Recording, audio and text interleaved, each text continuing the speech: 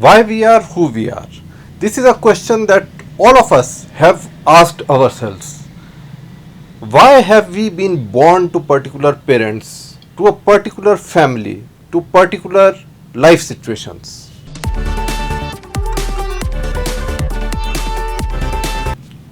This book, Why We Are Who We Are, written by Meetu Bisht, seeks to answer these questions which we always asked ourselves but never got answers. The author uses the spiritual perspective to unravel this mystery. The author starts the book with a very interesting discussion on identity.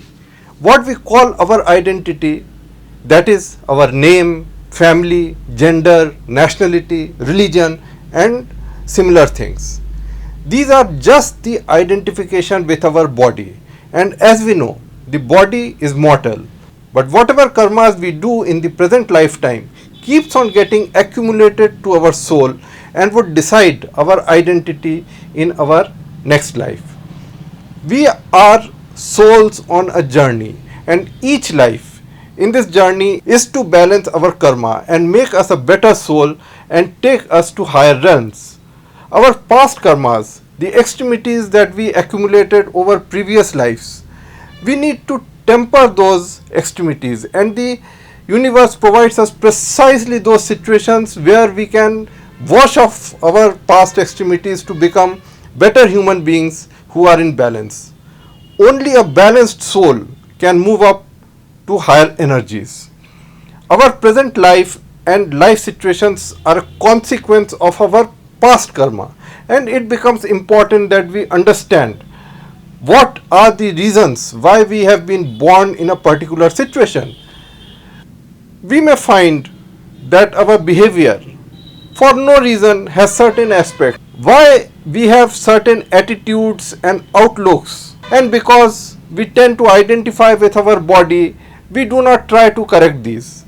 In fact, many of the components of our behaviors are so ingrained into our habits that we hardly think about it. We do not pause or reflect on what components of ourselves we need to improve. Being angry and stubborn, criticizing others, being argumentative, driven by power, rank, status, such behavior we consider as good traits to deal with people and society.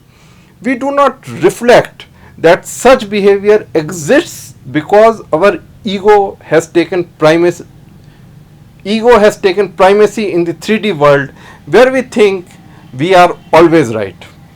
Catchy phrases which can be contradictory keep circulating. Some say follow your passion, some say don't follow your passion. Then there are phrases like purpose of life, chase your dreams, and so on.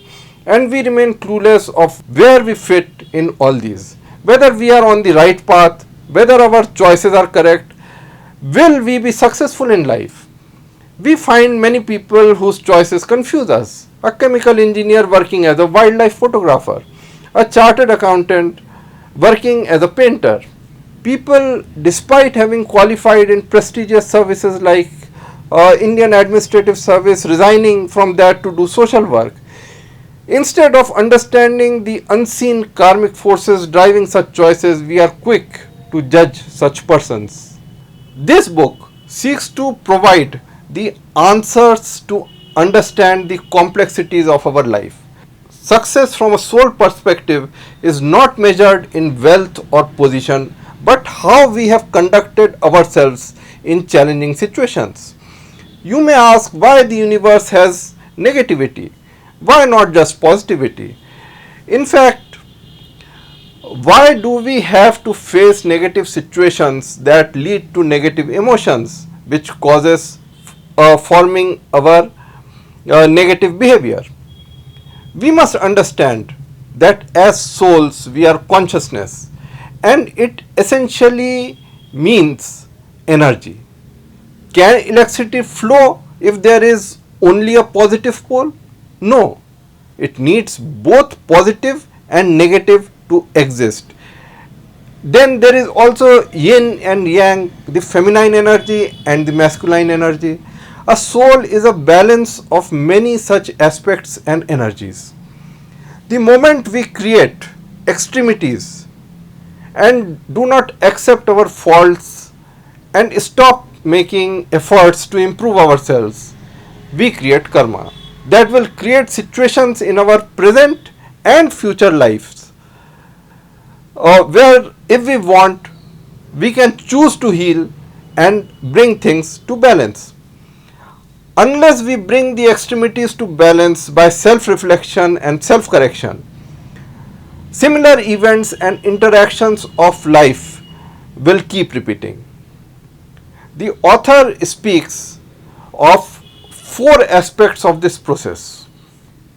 First is soul, the real us, which is the energy that inhabits the human form. Second is the karma. It is the outcome of exchange of energy and combined effects of thoughts, words, emotions, actions and their consequences put together. Then thirdly, tendencies. It is the sum total effect of our experiences and forms the soul personality. These tendencies can be peace, love, happiness, kindness, etc. While the negatives can be anger, jealousy, hate, pride, ego and similar such things. Fourth is evolution. This creation and balancing of karma is for our evolution to higher levels of energy. Our aim through birth in new life is to dissolve the previously accumulated karmas. We as souls can evolve to higher levels by our actions and self-empowerment through right deeds. We are born into new life based on our karmic balance and our accumulated tendencies. Each life is an opportunity to heal our old wounds, recognize and correct our faults and bring in the balance. If we remain in denial of our negatives, then we will face the unwanted situations repeatedly with greater intensity and we will have to put in greater efforts to transcend ourselves. The life we have been born into, our bodies, our situations, our problems, our challenges, all these we have to understand why these exist and how we can tackle them in a compassionate manner without creating any negative karma. The book is filled with various examples and situations, and one important thing in all this is that the negatives that arise in our life are because of our ego. Ego is our accumulated fears, insecurities, body consciousness, conditioning, attachments, familiarities and our beliefs. In fact, ego brings resistance in us that makes us reject positive things and all the disharmonies of life and all the collection of karmas start from ego.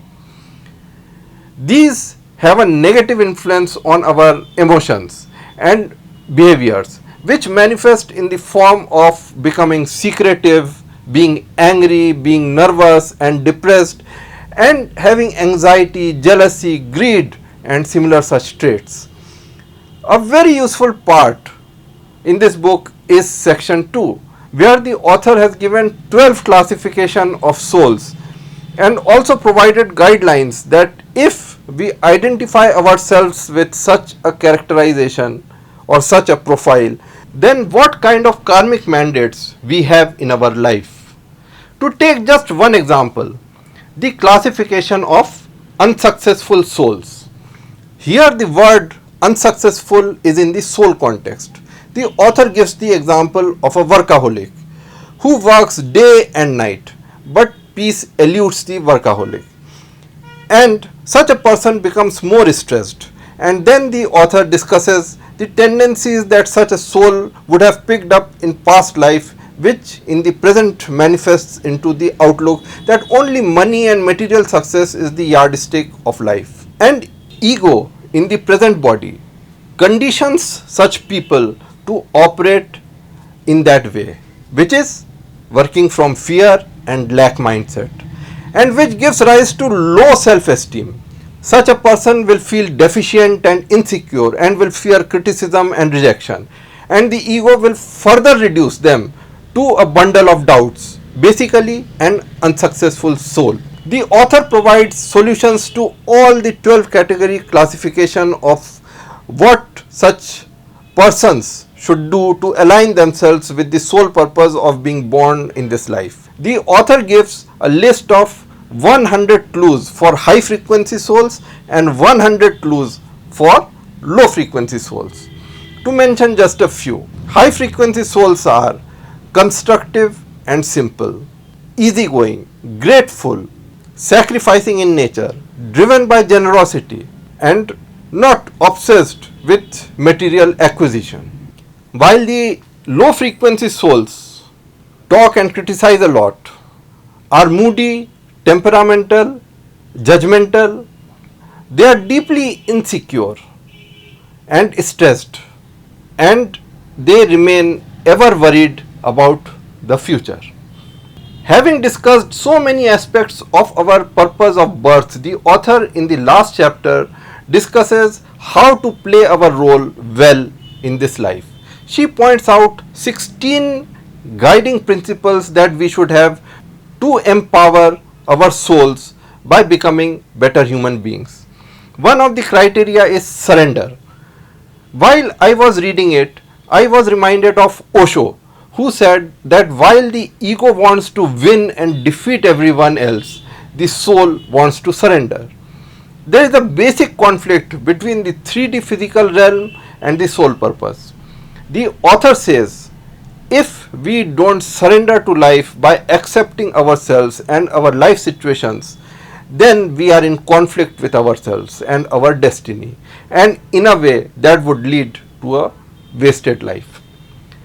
There are many thoughts in this book, and I highly recommend this book to anyone who wants to pause and reflect on whether they are aligned with their life and soul purpose.